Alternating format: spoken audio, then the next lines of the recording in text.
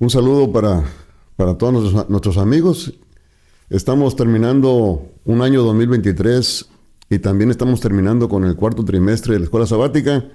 Y pues me es un placer estar con ustedes dando esta conclusión. Quiero comenzar con ustedes leyendo el versículo de memoria. Dice así: siendo que todo esto será destruido, ¿qué clase de personas deben ser ustedes en cuanto a la santa y piadosa conducta, esperando y apresurándose para la venida del día de Dios? En ese día los cielos serán encendidos y deshechos, y los elementos se fundirán abrasados por el fuego. Segunda de Pedro 3, versículos 11 y 12. Vamos a concluir el año y como coincidencia también vamos a estar estudiando el libro de Apocalipsis. Para muchos este libro es un libro de magia, suspenso, de terror.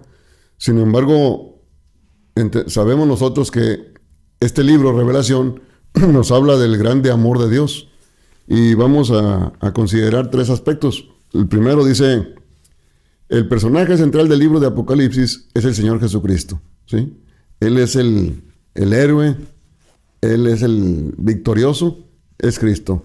El segundo aspecto dice, Apocalipsis revela la historia del pueblo de Dios desde que Cristo vino a morir por nosotros hasta nuestros días y hasta el final del tiempo. Y tercero, el libro de Apocalipsis nos habla de la destrucción de la maldad, ¿sí? En esta guerra, en este conflicto entre el bien y el mal, vamos a ver que termina con un final feliz, que es la tierra nueva, con el Señor nuestro Dios reinando por siempre. Y comienza la lección ahí en el domingo, dice la misión de Dios para los últimos días, ¿sí?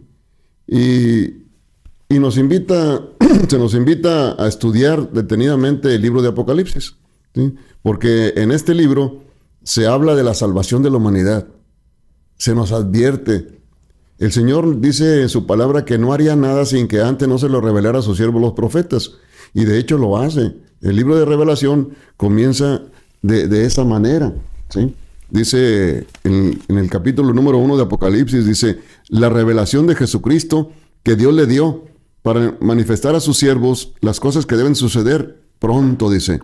Y la declaró enviándola por medio de su ángel a su siervo Juan. O sea que Dios nos está advirtiendo de los sucesos de los últimos días.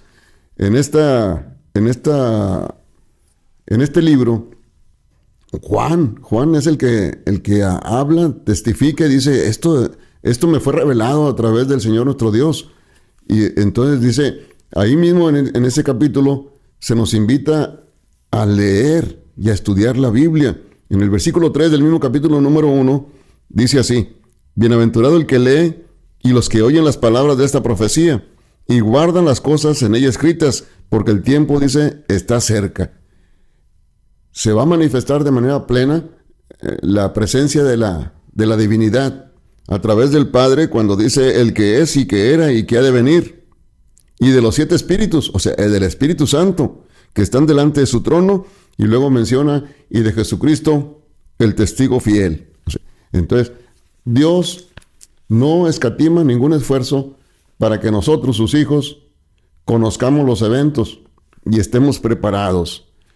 Porque no se va a manifestar Él sin que antes no venga la apostasía, ¿sí?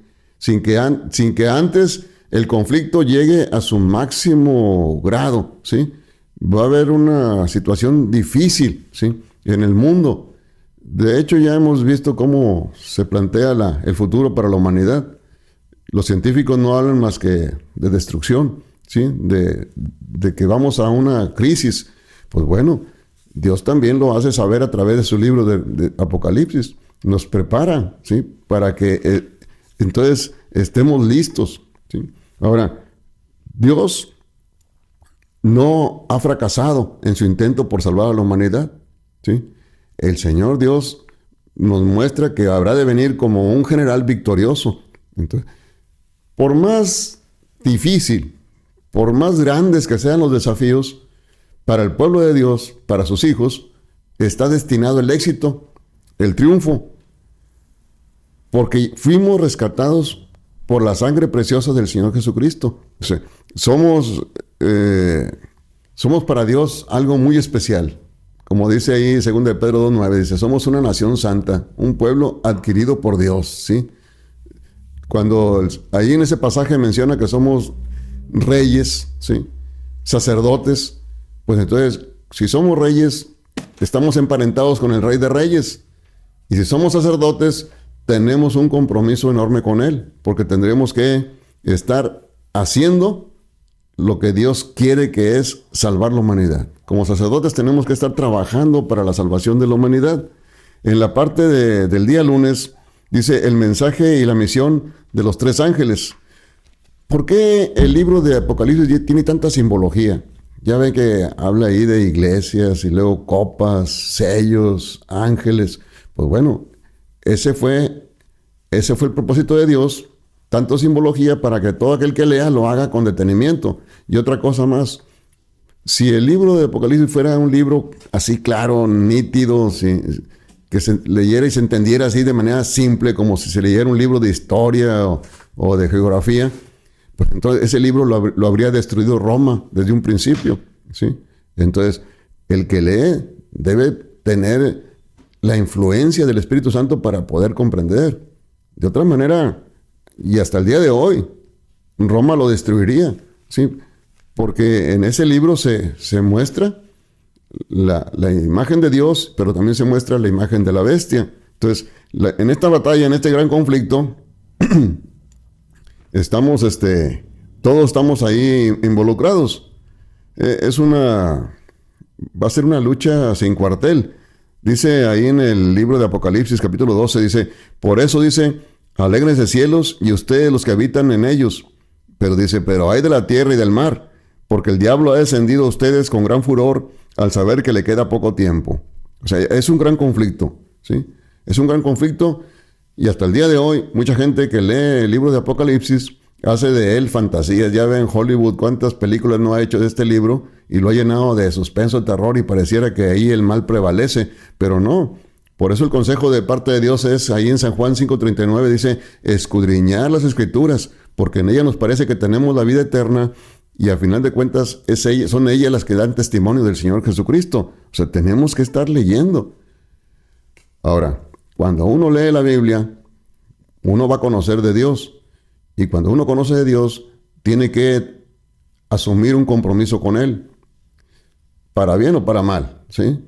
Cuando usted decide seguir a Cristo es cuando el Señor Jesús le dice a los discípulos, ¿sí? A los apóstoles, si alguno quiere venir en pos de mí, niéguese a sí mismo, tome su cruz y sígame, ¿sí? Ahora, no quiere ir, no lo haga, ¿verdad? Pero quien decida, ¿verdad? Quien decida seguir a Cristo, pues mire, le digo, es una advertencia y es algo inevitable. Va a haber una lucha, ¿sí? Va a entrar usted en un conflicto, pero es mejor estar de parte de Dios, que es el que va a ganar la victoria, que de parte del que está derrotado, del enemigo. Porque dice el Señor Dios que el que está conmigo, el que no está conmigo, dice, está contra mí. Y el que conmigo no junta, entonces desparrama. Entonces, ¿qué debemos de estar haciendo? Pues estar de parte de Dios. ¿Qué implica esto? Pues que la presencia de Dios en nuestras vidas pues nos va a cambiar ese estilo de vida que tenemos. Nos va a hacer vivir en armonía con su santa voluntad. Y eso ya es una gran bendición. En 2 Corintios 5:17 dice que si alguno está en Cristo, nueva criatura es. Las cosas viejas pasaron y todas son hechas nuevas. Así que al creer en Cristo, ¿qué estamos haciendo? Aguardando la bienaventurada esperanza de la segunda venida de Cristo. Por eso dice ahí en el libro de Revelación, capítulo 14, versículo 12, que aquí está la paciencia de los santos, los que guardan los mandamientos de Dios y la fe de Jesús, ¿sí? A través de la elección se nos ha invitado a salir y hacer algo. Pues es bien importante conocer de los eventos, conocer lo que dice el libro de Apocalipsis, pero conocer nada más para conocer, pues no. O sea, estamos conociendo para saber los eventos finales, pero para estar haciendo algo. Hay gente que no lo sabe, hay que salir, hay que ir a los hogares, hay que visitar a los enfermos, tal vez no podamos abarcar toda la ciudad, pero en nuestro entorno, con los vecinos, con los amigos, con las personas que de repente surgen, y a veces de la nada, ¿verdad? Porque usted lleva una vida o un estilo de vida tranquilo, pero de repente surge una persona con una necesidad apremiante y allí interviene uno, viendo al enfermo, personas que ni siquiera uno sabía que en la vida existían. Uno empieza a tratar con ellos, ¿para qué? Pues para llevarles la esperanza de la segunda venida de Cristo. Sí, Jesús viene. Hay gente que está inmersa en un conflicto que lo está matando, ¿sí? Lo está agobiando. Entonces, cuando uno llega con el mensaje de salvación, llega presentando al Señor Jesucristo, llega hablándoles de la bondad, de la paciencia, del amor de Cristo, y para esas personas brilla el sol de justicia.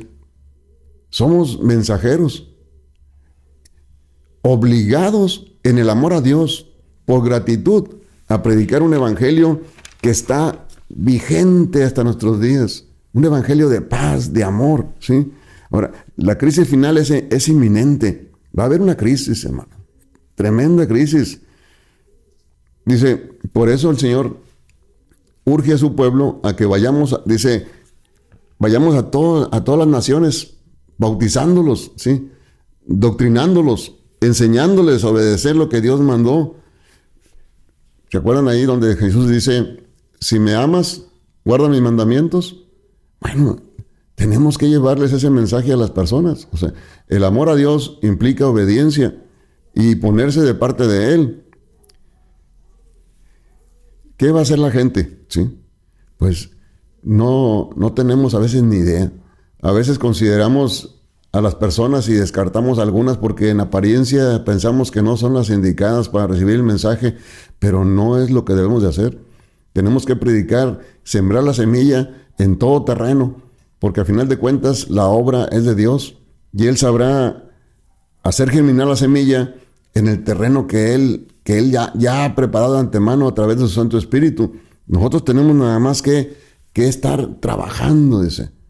Ahora, dice la palabra de Dios que no es tardanza el que no haya venido todavía, sino que es paciencia. Está esperando que ninguno se pierda, sino que todos procedamos al arrepentimiento. Pues hermanos del pueblo de Dios, tenemos que estar trabajando. Tenemos que estar haciendo algo. En este 2023, a la fecha, que ya termina el año, algo debimos de haber hecho de cambio en nuestras vidas. No sé si en la dieta, en el ejercicio, en el trato con los demás, en nuestro desempeño dentro de la iglesia. Algo tiene que haber sido diferente, ¿sí? Mejor todavía. Porque por gratitud, porque es la manera que tenemos de responderle a Dios por su sacrificio, ¿sí? Valorar ese sacrificio y estar haciendo algo, dice. Aquí está, dice, la paciencia de los santos. Los que guardan la ley de Dios, los que aman sus mandamientos. Hasta el día de hoy, toda la gente ha tenido pruebas de quién es Dios, ¿sí? Hay tantas manifestaciones de la gracia y del poder de Dios. Entonces, ¿qué es lo inminente? Un juicio, ¿sí? Ese juicio va a ser sobre todos. No importa, dice, aquí en la lección menciona, dice, no importa la vida que llevaron, ¿sí? O que llevemos, o que hayamos llevado, dice, independientemente de cuánto hayamos entendido, todos tendremos que ir al juicio. Habrá gente que ignore, sí, seguramente que habrá gente que ignore, pero por lo que han vivido, habrán de ser juzgados. Pero no es nuestro caso, porque nuestro caso es que nosotros hemos leído, ahora conocemos y tenemos un mayor grado de responsabilidad. Todavía la gente que ignora a lo mejor puede buscar una excusa en no saber, pero Dios el juicio lo va a hacer sobre todos, o sea, todos tendremos que ser juzgados. Así que es mejor estar apercibidos. En este conflicto entre el bien y el mal, todos habremos de pasar por ese juicio, ¿sí? Afortunadamente, nuestro Dios es un juez incorruptible, ¿sí? Va a juzgar con esa justicia divina que no tiene error ni falla, pero como seres humanos debemos de buscar estar en armonía con su santa y divina voluntad. En el éxito de la misión, ahí mencionada en la lección del miércoles, dice el éxito de la misión. Ese éxito solo depende de Dios, hermanos, ¿sí? Si hemos de salir victoriosos, va a ser por el poder del Espíritu Santo.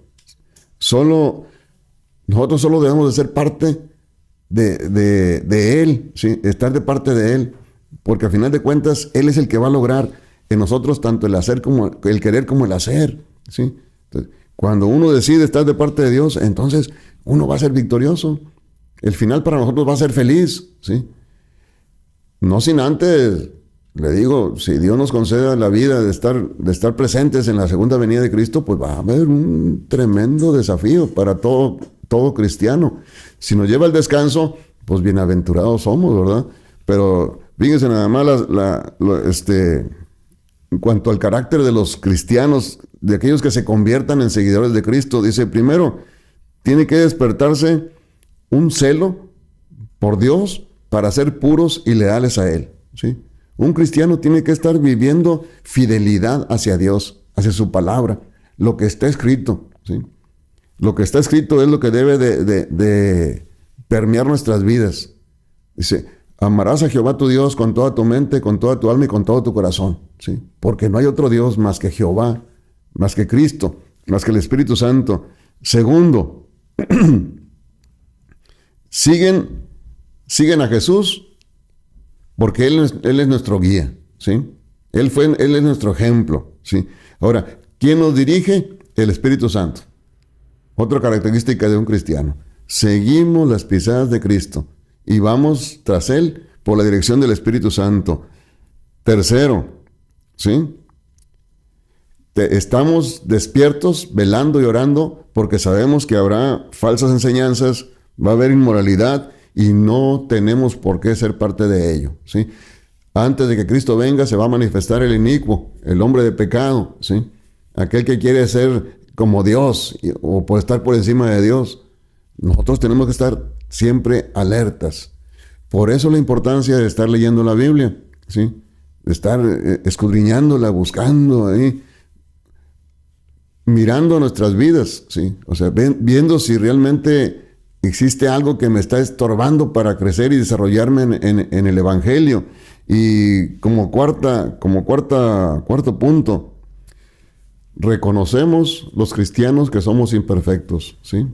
No, conforme se está acercando la segunda venida de Cristo, podemos ver a un Dios perfecto, como son los mandamientos santos, justos y buenos, dice. Viene Cristo, un Dios perfecto, y nosotros debemos de considerarnos cada vez más indignos, con una necesidad apremiante de estar de parte de Él, pensando que es aquello que debo de corregir en mi vida, ¿sí? No me puedo conformar a decir que ya fui bautizado o que soy cristiano de cuarta generación, tercera, segunda generación, no.